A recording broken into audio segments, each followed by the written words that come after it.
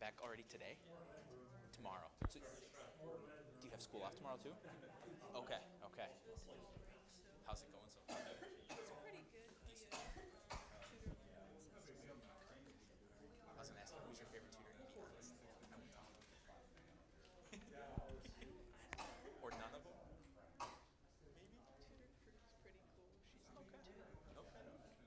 Awesome. I don't. Good. Okay. It's a weird question. You know. Yeah. Right. That's all right. And you got Anders to hang around too? Yeah. He's around? Good. Not so. Right. Welcome back, sir. How's everything going this year? You're adapting well? So I had some fun at homecoming, right? Good group of guys? Awesome. Very good. And what, your sister said 6 o'clock tomorrow? 6 o'clock tomorrow is the 6 a.m.? All right. Well, enjoy today. It'll be good.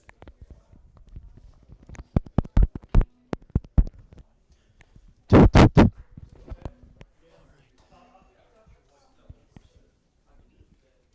want to hit the doors, Ralph? Did you get the doors there? Thank you, sir.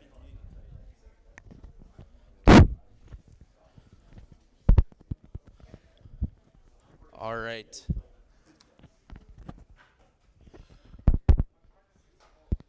Let's see. I don't know. Tell me straight up. Is this working? I don't think it was working during the service. I'm not hearing anything off to the side. And there's power, and I check back there. The batteries, it's all on. And this is like one of those, Pastor Seifert, where are you? So, yeah, I as far as everybody's just in the room. Also, it needs to be louder because when we did the YouTube, we could hardly hear you. We got to max our TVs all the way up. Right, and it says, so yeah, thank you for your just understanding as we go. Oh, which one did you? I think this wasn't on. Okay. Could that be? Was music So- coming out of the organ? I think so. Coming out of there? I don't know. It's definitely working now. Yeah. I say no, not Pat. Now where's Mrs. Seifert? Not Pastor Seifert. Thank you, Sarah. Okay. So all right, we'll use it here. Once again, we're just doing this as kind of a couple of test runs. We're hoping that we can kind of in the works of getting some people in our nursery to take care of younger kids while their parents can join us in Bible class. And so there's a if they need to go check in on the kids, they can kind of continue along with us in here. So, yeah, okay, I'll first start with an apology. Sorry for the technical issues this morning. Then at worship, hopefully everybody could still hear and could still, again, we're here to worship our God, hear what he's done for us, hear what we can do for him, but then also to be with one another. And so that one you can't take away, right? As we still are able to read God's words and we're to gather together with a group of believers. So I really do appreciate everyone sticking around a little bit longer today. I know there's lots of things going on in life, but how much there's that idea, again, that we very quickly touched on in church. Having been given so much life in the Spirit, a little bit of time on our end back to him is just kind of a drop in the bucket as far as what we can give back to our God and what we're able to give too, that he looks down on us with a smiling face and says, thank you for continuing to grow toward me and toward your Savior. So this morning, we'll continue on with our parable study, Jesus' teaching tactic, and we're going to look at the parable of the talents this morning. If everybody could, at some point, we'll grab a Bible too as well. We'll be reading directly out of there. Should actually take that advice myself. And we'll be opening up to Matthew 25. So you can kind of get situated there. Matthew 25 is where we're at. But to get us, before we read, just in the mentality of things, I want to post this question, and you see it there on the top of your sheet. It's a classic. Imagine you've been given $1 million. What are you going to do with it? Okay, so to actually focus in on this for a little bit, I'll put two of them up there. You see them on the two blue signs on the top of your worksheet, number 1 and number 2. Number 1, you've been given $1 million in lottery winnings. Okay, how are you going to spend that? And if you can, actually think, if it's a new house, is that going to cost, okay, $600,000? You got $400,000 to play with. Try and drag it out. So we'll give about a minute there. This is very good question. Pre-tax, let the imagination run wild on this one. So about a minute there. How exactly would you budget out $1 million in lottery winnings? Have fun.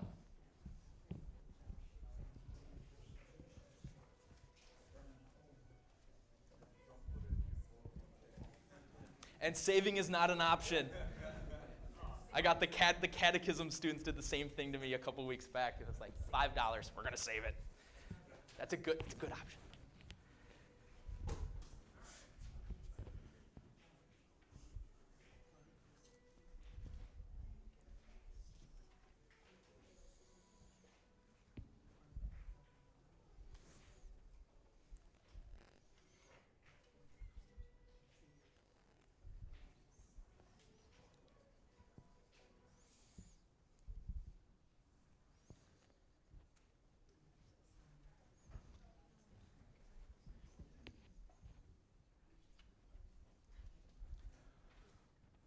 All right, it's been about a minute.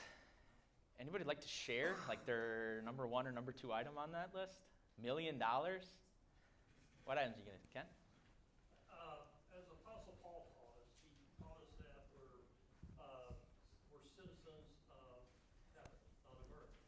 So, with that being said, money is a worldly, earthly thing.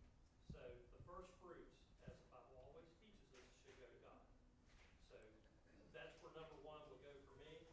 Number 2, I would try to help out any family members and anybody else that I can think of that might need help. Because Jesus promised us that, we shouldn't worry about what tomorrow should bring because God provides everything for us.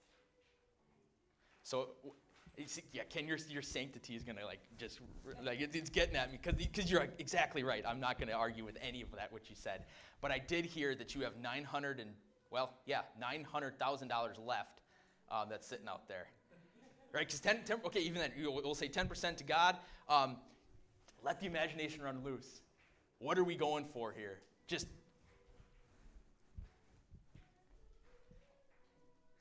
letting the $100, the $1 million burn a hole through the pocket? No, Miracle? help other people. Help other people? Sure. That's what I said, family or other Right, people. right. How? That could be, well, it could be monetary. It could be, maybe you find a family that needs a new car. Maybe you find a family that needs repairs on their house that's fallen in and it's condemned. There's other many things that you could do. Absolutely. Car, you're going to spend, maybe $100,000 even, since you got a whole $1 million. You can give it to whoever. It's going big, got $1 million here. A new house maybe, or just the repairs, $400,000, right? You're working your way up there. Okay, so think of like all of the things that you could spend it on. Now, just for the sake of where we're going here, number 2, do the same thing but for a $10,000 loan from your parents. How are you going to do? How are you going to spend that? And maybe we don't have to spend the minute on figuring it out. But right, that's the point of the article. And Ken, I don't mean to discount what you said because right, that is exactly what you said is true. But right, I'm willing to bet that if you got $1 million from the lottery, you're going to spend it very differently than you would $10,000 from your parents. Maybe not the house. If it had to be a car, it would be something that got me by. It would be $6,000, maybe a little bit left over to pay some leftover bills, right? It would be much tighter. The point being, the money matters where it comes from. All right, so even from the parents, they're going to kind of say, well, how'd you spend that $10,000? And they say, I blew like a tenth of it on a new car, and I took out all these other loans, right? And I just kind of spent it wildly. That's the point of this little exercise there. So, okay, right? It's sometimes it's fun to think about what do you do with a little extra money. Good things, right? Money it's a good thing. It really is. But what we're going to kind of get into here in Matthew 25 is it matters really where that money comes from. So, let's jump into the text, Matthew 25, verse 14 through 30. The parable of the 10 talents. And how we'll do it again, we'll understand it. We'll spend some time in the parable, figuring out all the details of it. We'll apply it, and then we'll take it home, finally at the end. And so if I could get a volunteer, or maybe 2 or 3, to help read Matthew 25. Mr. Michael? Okay, well, let's see how we'll divvy this up. Yes, Michael, if you could take 14 through 18. We get another reader? 14 through 18. Miracle?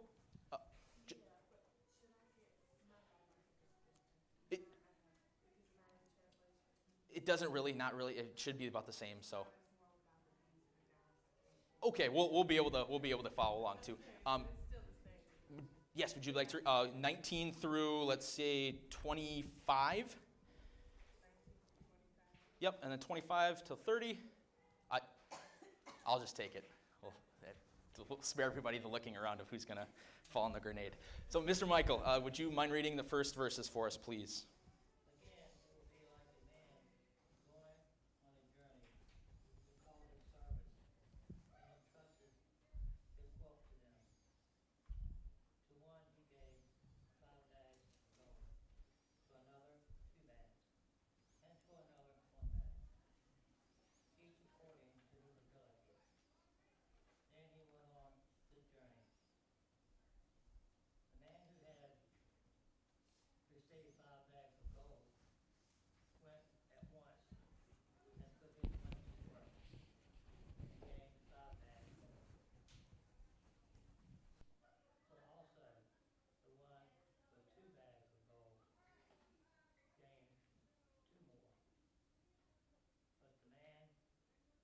the man who had received 1 bag went off and dug a hole in the ground and laid his master's money. After a long time, their master returned from his trip. He called them to give an account on how they used his money. The servants in whom he had entrusted the 5 bags of silver came forward with 5 more and said, Master, you gave me 5 bags of silver to invest, and I've earned 5 more. The master was full of praise. Well done, my good and faithful servant. You have been faithful in handling this small amount, so now I will give you many more responsibilities. Let's celebrate together. The servant who had received the 2 bags of silver came forward and said, Master, you gave me 2 bags of silver to invest, and I've invested 2 more. The master said, Well done, my good and faithful servant. You have been faithful in handling this small amount, so now I will give you many more responsibilities. Let's celebrate together. Then the servant with the 1 bag of silver came and said, Master, I knew you were a harsh man, harvesting crops you didn't plant and gathering crops you didn't cultivate. I was afraid to lose your money, so I hid it in the earth. Look, here is your money back. You said 25, right? Yep, I'm thinking here.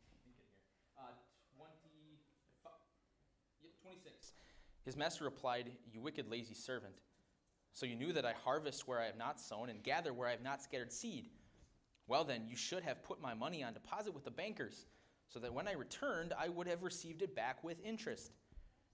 Take the talent from him and give it to the one who has 10 talents. For everyone who has will be given more, and he who will have in abundance. Whoever does not have, even what he has, will be taken from him. And throw that worthless servant outside into the darkness, where there will be weeping and gnashing of teeth. The gospel of the Lord. That interesting note to end it. So again, I'll keep saying this. We do these Bible classes not so pastor can get through a worksheet, but so that we can interact with it. And so we want to answer as a group your questions that you have on it. So right off the bat, notes from the active reading that you just did as you thought through it. What things stuck out? What things seemed important? Are they important? Those type of questions. We'll kind of open it up that way first.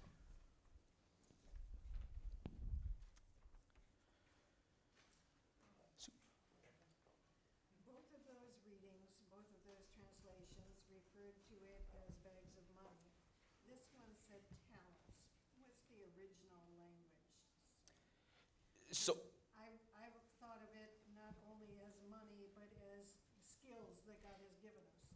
okay, so in the strict, the words that Jesus would use, it would be units of money, right? You're talking like the dollar and cents type of thing.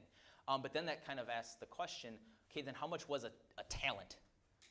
Essentially what it was. You hear that, we can understand like $100, we kind of can put a wealth to that, or a amount of money. Well, how much is a talent? $1,000. $1,000? That's what my footnotes say. Okay, $1,000, all right. Very good, got it with the footnotes. I love it, I love it. More?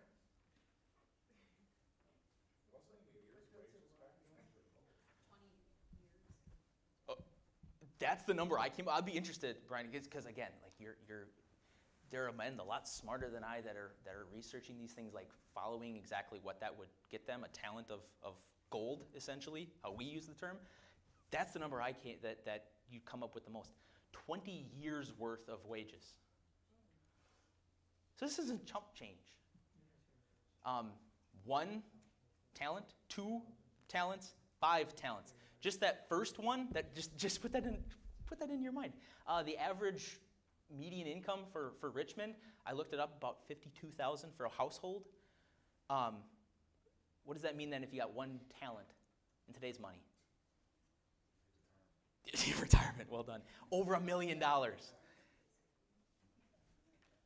Okay, so that's a key bit of knowledge to have in the back of your mind as you go about this. A talent, you could say it's like $1 million gift. Anything else from that? We'll talk about what it means.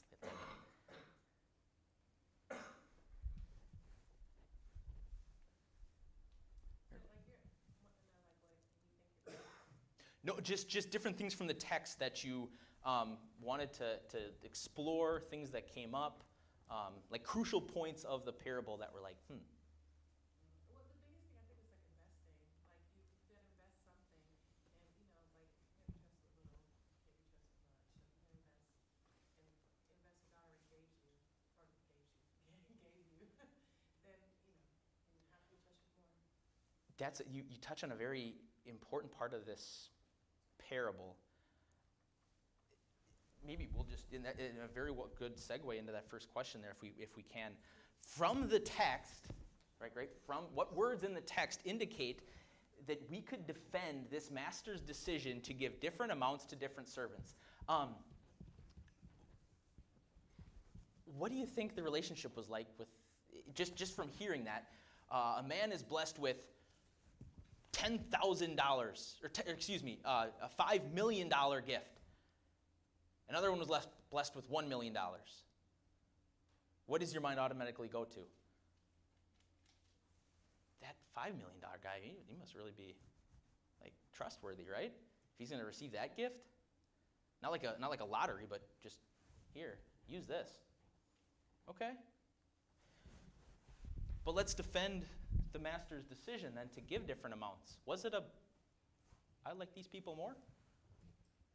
Not really on that subject, but on the entire thing, something that I'm reading into it is the master didn't give this stuff to his people.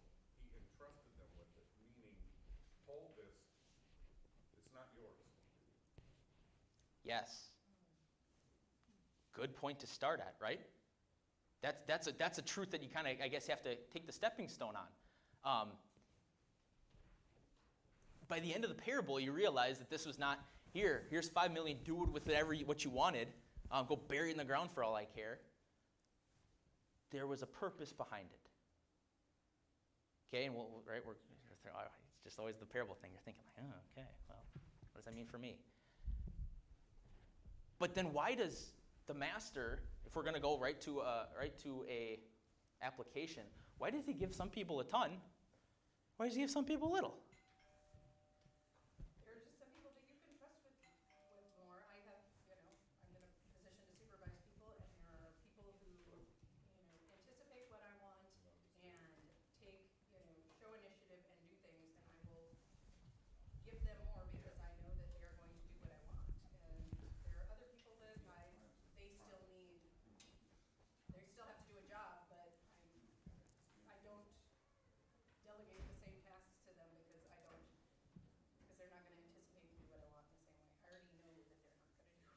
Right. I don't want to read into it, but getting at it, there's somewhat of a relationship issue there. Like there's some people that I just like I have an issue with, and maybe some people that I don't as much. But let's be very careful. From the text, right, does that mean that the people that God gives a lot to, he likes more, he can trust, and others that there's less? Okay, so what does that indicate? Based on their ability. Skill set. Skill set? Their gifts. Their gifts. He knows. He knows these people, right? This isn't like some big. The focus should not be on some judgment of these characters, the different servants, by saying this one can be entrusted with more because he's just he's that much better with money, and that's the reason why. And this one, remember what we're talking about here: $1 million. The one gift is like it isn't chump change. Right, and so from the text we can see it right through there. It says, each according to his own ability. That word entrust, right? It brings to mind those same sort of truths that yes, it's mine, but I'm giving you control over it for a time. Right? It's not like it's entrusting. There's a relationship there, and so those are those initial ones that are good to keep in mind when we start getting into application. Any other things, comments, discussions kind of bring to mind? Sarah? It just reminds me as a parent of like entrusting your kids with chores or different things that you don't expect your youngest one to be able to do what your oldest one can do, and it can just come with time and training and ability and all that. So when you leave the house, you have different expectations for the age, the personality, whatnot. So it just reminds me a little bit of that. Doesn't mean that the youngest would never be capable, but at the moment they're not. So you just kind of decide accordingly. That's a beautiful illustration. Absolutely. And I'd be willing to bet that you love them all the same. Maybe.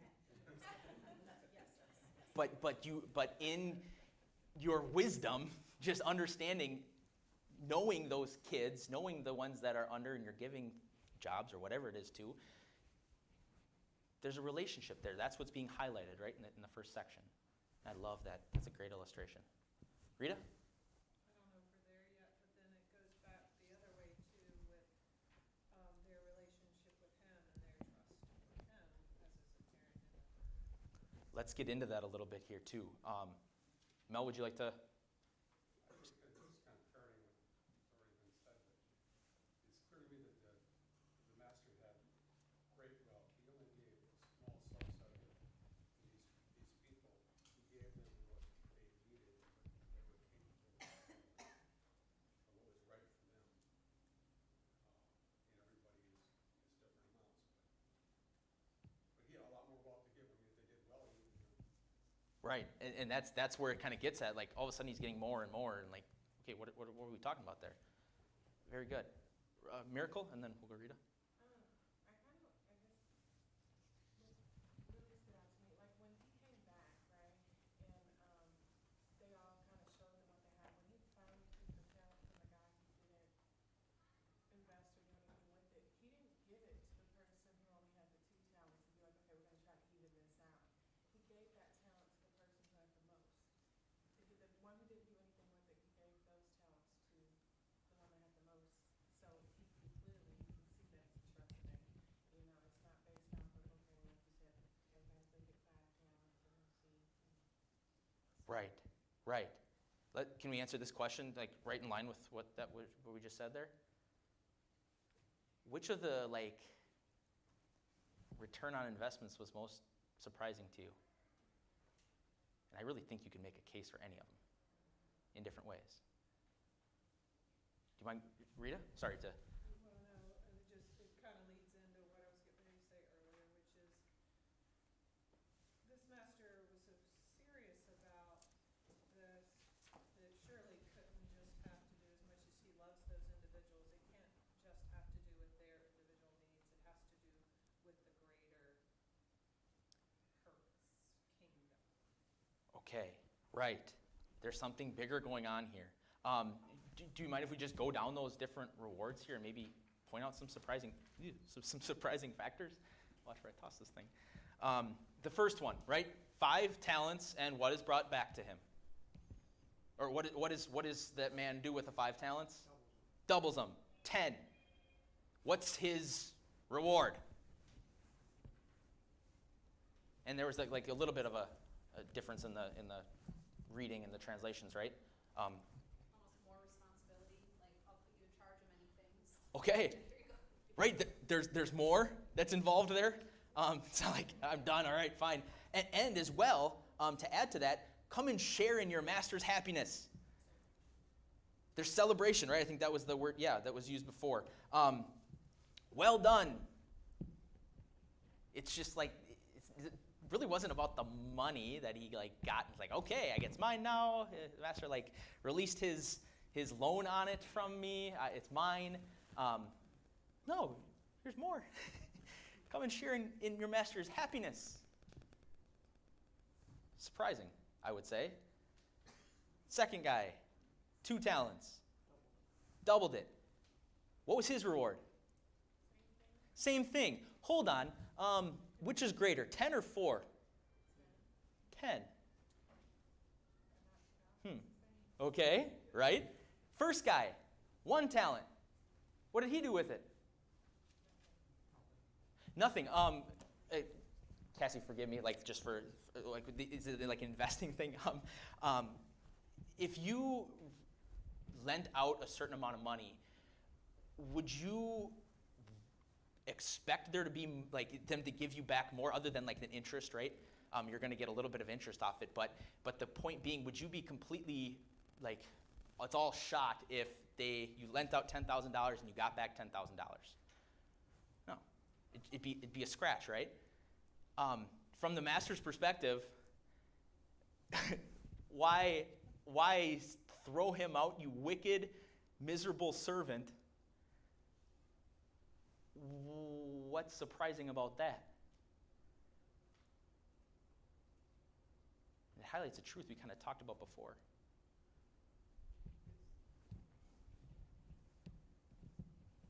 Sorry for it's kind of it is a very poorly worded question.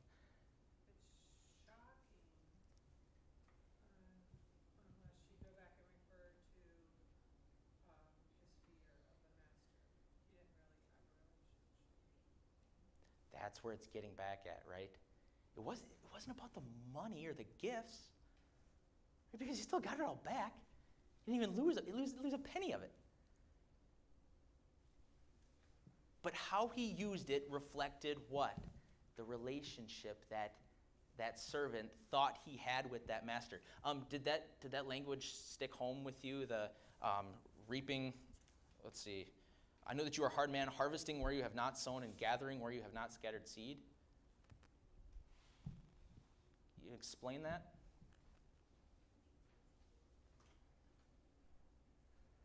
Or Pastor. Looks like the servant didn't want to spend the money to buy the seed and, to take the chance of spending his master's money.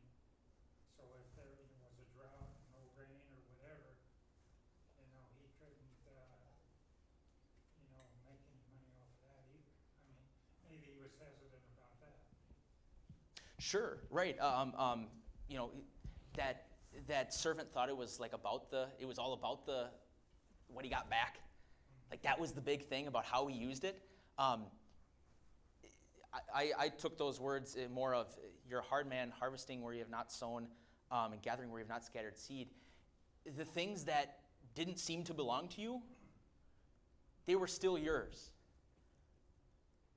Just put that, go right to the application there. When I look and I see, it's so hard making it an out there thing, as if all the unbelievers are just out there. But they have no concept of that, right? That it's God's. And yet, truthfully, still God's, right? Harvesting where he had apparently not sown, right? That's what that kind of gets at. And so it's almost, for this one servant, it's focusing so much on this truth that I've been given a lot. I better at least hold on to it, essentially out of fear. That this is kind of the driving force in how this servant is using that gift. Rita? Maybe even go beyond fear, to really hatred of his nature. He seems to really think he knows the master's nature, and he doesn't know it at all. He doesn't, it would be like when we in unbelief or an unbeliever looks at God and blames him for whatever. I- And they just don't know, it's when we don't remember his full nature, and or an unbeliever doesn't know his full nature. That's what it looks like to me. He's being punished at the absence of God just because that's the natural consequence of not believing he is who he is and knowing his full nature. I loved what you said about not getting that whole picture. I'm not going to speak for you on that, but when you hear of like a catastrophe that happened in Florida or these shootings that go on, and you go, wait a second, what? I thought God was protecting those people, especially when it hits close to home. But what is that a reflection of? It's just, again, in weakness, right? That's what we still are. We have that old Adam, that weakness that is saying, well, hold on here. I don't have this full picture of God, right? That full image of God hasn't been, that's what happens in heaven, right? It makes complete sense to us. Everything that has happened is making complete sense. And while we're still in our weakness, those things creep up. And that's the importance of, right, God's word, that it gets us back and it says, no, let's take this. This is another picture of who God is and what he is really like. Sorry, that's a little bit of a rabbit hole, but I think something worth mentioning. Anything else? Miracle? I think that kind of piggyback what she was talking about as far as like, it's really kind of talking about the relationship that we have with him. Because I think when you have that relationship with God and you fully trust him to do what he says that, or he promises in here that he's going to do, if he gives you something and you go out and invest it, you're not, the fear is kind of like become your God almost. It's like, if you are, let that control you versus to be like, okay, no, God said it, but let the fear control you instead, then that's when you get to a point where, you're not doing anything. You're not using what God has provided you. But if you, especially when it comes to money, I think that's a big thing for everybody. We kind of sometimes get in sticky spots where we don't know where the next thing, and we allow the money or, bills or the worldly things to take over, our mind versus to be like, okay, no, I trust in God. I know he's going to make a way, work it through. We're stuck in that fear, and the fear becomes the God that you're serving. And that's how Satan really keeps in with fear. Right, right. And I think we're right on top of the whole point of this parable, right? That's exactly kind of what it gets at, is this relationship, and then how do our actions mimic then what we actually believe? Not just say we believe, but actually believe in our hearts. And so let's just go right into the apply it. And I know it's always tough for me to sit up here and let's just talk about the text and not apply it, because this is kind of where the rubber meets the road. Just answer this question. How does an understanding of your God affect the attitude with which you serve him? This is really just, almost repeating what we've kind of said and distilling it down to a question. Ken? We continue to, the best way to get to know Jesus is through his word. And if you apply yourself into his word on a daily basis, you get to know how your Lord and Savior wants you to act. To me, the Bible's kind of like a roadmap. It's a guide on how to help us to live our lives and help us to get to heaven. So that's the way I look at it. Okay. And just for the sake of being very clear about it, right? When you start throwing it all in like the Bible says, remember where we always get back to with that? It's the Bible. The Bible as a whole is more than just like a roadmap, like a good set of rules to kind of follow along, so that like, all right, I'm doing them all. I'm on some path to somewhere good, right? No, it's going to get back to Jesus because he's the only one, right? That's where it's going to kind of come out. And this parable is a little bit different, where there's not that explicit, like this is Jesus and this is his role in all of this. But I'd encourage you to go back 13 verses or go forward, and it just is highlighting the same truth that in 25, it gets to the parable of the 10 virgins, waiting for the master to return, waiting for Jesus to return, because that's what we're doing, right? Now, and it kind of gets into that. How are you spending your time? How are you spending your gifts? This parable, use them. Use them how? Attitude.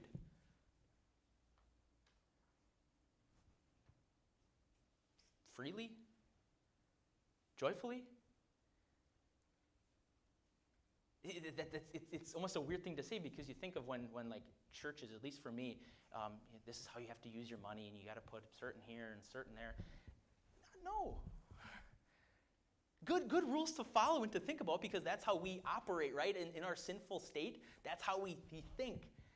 That if I'm hitting 10% and good, I'm doing it well, I'm doing the God. No, it all belongs to God. He's got the 10% already. He's got 100% of it. Why are you giving it all in the first place? Because you have a God who has more than the little bit he's given you. This is it's almost a dangerous thing to say, because it is, especially as a young guy who hasn't spent a lot of time with you guys yet, and I kind of resent that. Talking about these things can strike chords, and it makes me kind of like, I don't really know how, is this really my business? It's not my business, it's God's business. Right? This isn't pastor talking about it or your church talking about it. This is what God says. It all belongs to him. Use it freely. Help your family, help your friends, help yourself too. Take care of your bodies, take care of other people. Right? And I'm kind of going into kind of divulging here a little bit, but it all comes back to this understanding of your God.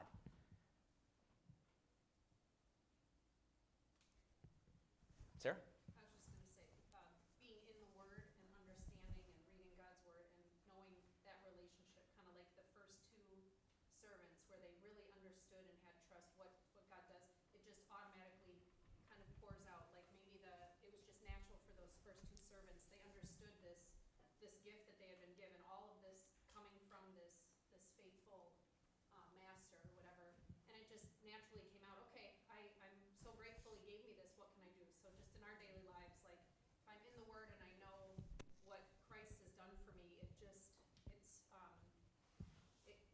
pours out just kind of naturally. And when resentment can come in, like, oh, here we go again, I got to do this, or I got to be up at church doing this, it's easy to just feel sorry for yourself. But if you go back in the Word and are reminded of what's been done for you, that can just, convict you right off the bat. Like, this is work while it is day. I'm healthy. I've got the ability to do it, and I've been given this task. How great. So I would just, Right.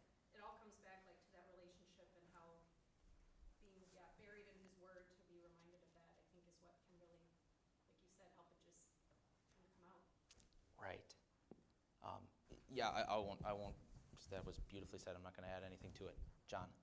I was going to say there's, our old Adam is so strong, and when we get into that, or, we can fall into that trap of, oh, I gave church money, this is my money now.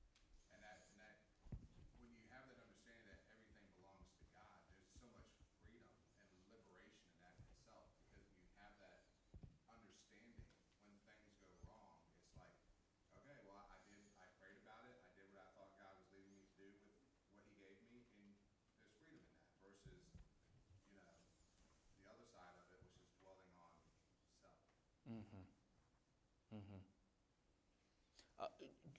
Sorry, I'll go right back to Ralph and Cassie. Are you familiar with the term time of grace? You ever let those words kind of sink in? Like, this is my time of grace that I have, that each breath, if it weren't for God's blessing, for my breath right now, for yours right there, for that one there, every single one of those for your entire life is given with God's blessing. My time of grace is not spent toward serving self. It's not right. It's not turned inward. It's about learning more about my Savior and what He's done for me, and growing that connection through His Word, right? And we've said that so many times. It's my time of grace to know Jesus. You know Jesus good. No more. Right? No more, because those times of weakness come out when disaster and tragedy strikes at home, far away. It's all getting back to an understanding of your God. Thank you for that, for letting me divulge. Cassie, do you have? I was just thinking, kind of converse to what Sarah said, like, people who misunderstand God, or who think about God as a punishment, or they fear God, they live, they live in fear, they do different things with their money, or they, with their time, they, if they're afraid of God and afraid of Him as their, as their judge, then they, follow those strict rules, like, I have to do this, I have to. Right. And it doesn't allow you to serve joyfully. It's that's the I've got to line up all my ducks. It's a quick law jolt, right? And you're like, oh, ooh. Because I'm actually believing what God is saying. I'm falling short, right? All of us. Ralph, did you have something before too? No. I was going to say, not all blessings are money related either. Right. God gives us all different gifts and different talents and different abilities. So this parable, even though it talks about talents, I think you could look at talents as money, or you could look at talents as what's my ability, leadership or other things like that. Thank you, Ralph, because I think, just not to miss the point, right? It's not all about the money or the gifts or things, because, right, if you got 5, if you got 2, if you got 1, if you think you have a lot or if you think you have a little, whether it be monetarily, time-wise, or whatever, cheerfully serve and give. All belongs to God. How can I use this for His kingdom? Freely. Might be time, might be ability, might be money. Right. Hands, I know, Mr. Mel, did you have? And then, okay, and Miracle, sorry. We all mixed up.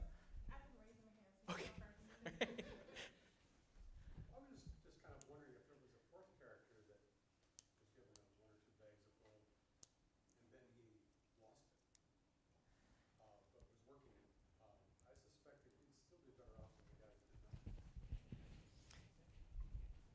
Right, I think that would be an interesting thing, like, right, that's the thing with the parables too, right, that's one of those characters we talked about, all of a sudden it just kind of ends, like, wait, whoa, hold on, like, what does that mean that, like, they come enjoy the master's happiness? Was there just 3?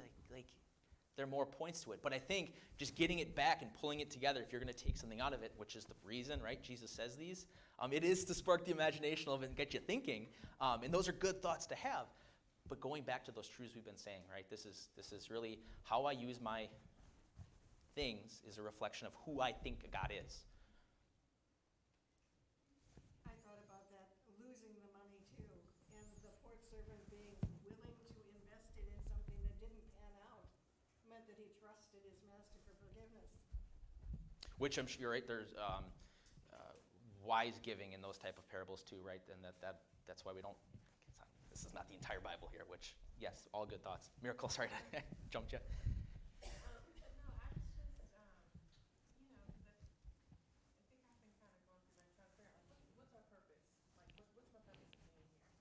The Bible says, like, when we become Christians, our job is to do good works through Him, because we do good works.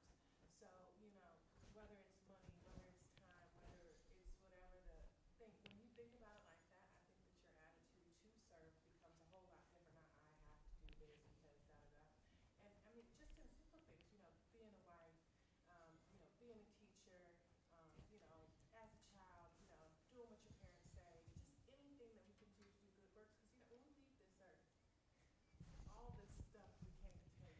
So the only thing that we have left when we stand before God is, how we show Him through those works, to others, and try to get others, and using that, the tools of money to, they say when God blesses you with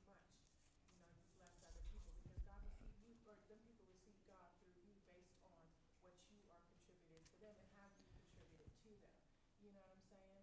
Whenever if I'm at work and I have somebody who, I just buy lunch for, one of my staff members, and they're, oh, no, I'll give you money, I'll cash it. No, girl, you go ahead, pass it on to somebody else.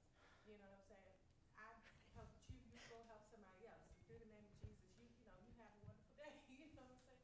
And it's kind of funny, to see It's- how just one little thing may cause somebody else to,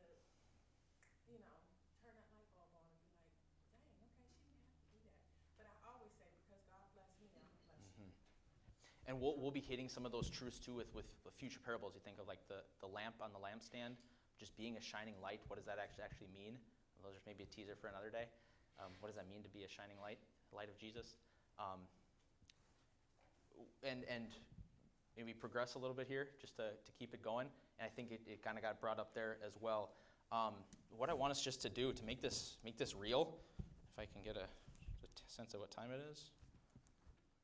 Does anybody have it? 11's okay. We're getting there close. Let's just make a list. Think of the things, not just in these general senses like, yeah, I have some money. I got like 2 hours on a Saturday. Make a list of the talents that you have, the things that you enjoy doing, because right, that doesn't make it something that you have to, I gotta go to work again today. Then how can all these gifts then belong to God? Make that connection back. How does my time, how does my money actually belong to God, other than just like a truth that I say, and it's out there.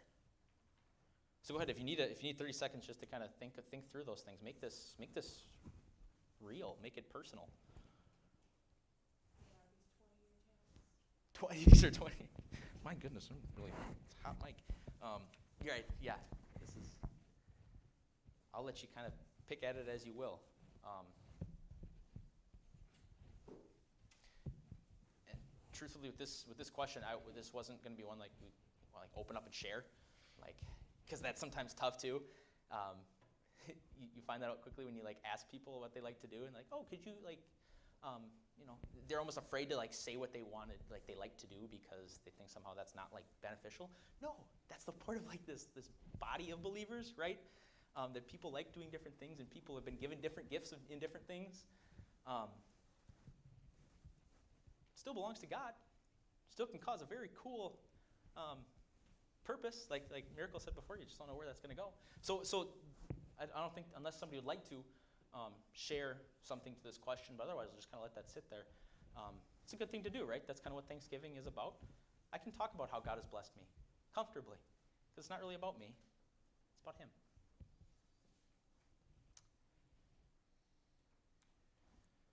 And then finally, developing a plan to put to work. This one more specifically, just this week. And for some comfort here, this is not like a go and do. I look around and these are some things that are already being done. This isn't like a big wake-up call that we're having all these problems with our people, our church, right? The people here, that they need to be serving God more. I look around and it's happening. My goodness, is it happening? I've only known you guys for 3 months, which might sound like a long time. I feel a lot longer than it is.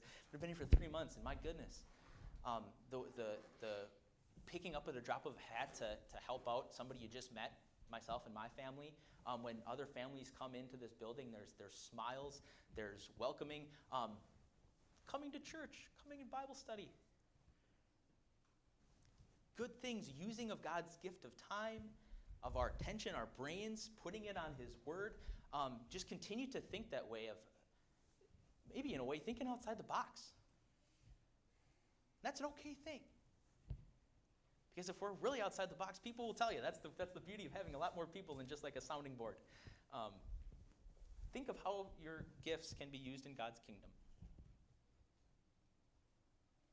Maybe it's just a simple thing as just listening to a stranger. Somebody comes up to you and needs to talk. Just listening. And that's where it gets back to you can say, okay, now everybody go out and be thankful. That'll wane. That'll fall away. Go back to something that lasts, right? I've been given everything in Jesus. Go back to that. you know, I look at it this way, with Jesus and what he's done for us, the ultimate sacrifice. You know, how many friends would give their life for you? Well, Jesus, you know, he calls us brothers and sisters, you know, because we do know his business, and he wants us to know his business as Christians. Now, you can think of the old Adam mindset where, you know, the master and what he's done, we kind of, as humans, in our humanly worldly form, we think it's an obligation to serve God. But when we know our master and we have the Spirit within us, we're not serving, we're serving because out of love. We're here to serve and not be served.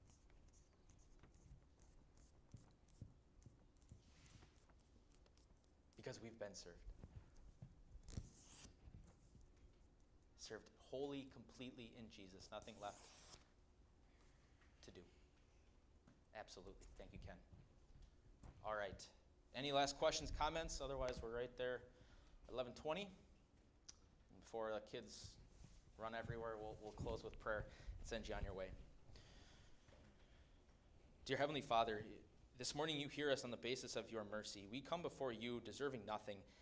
Our sin separates you daily. And yet through the redemption of Jesus and saving faith that you have given to us in him, we have that perfection, the ability to be heard by you, the owner and master of all things. We thank you that you, in your love, have given us a portion of that. Whether it be big or small in our eyes, you entrust it to us. May we ever see the gifts, the time, the talents, the abilities that we have as gifts from you, not for our own benefit, but for those around us. Open our minds, open our hearts, that we may serve more and more people that you have waiting for us in our life. We thank you, dear Savior, for this wonderful, indescribable gift. Amen. Thank you.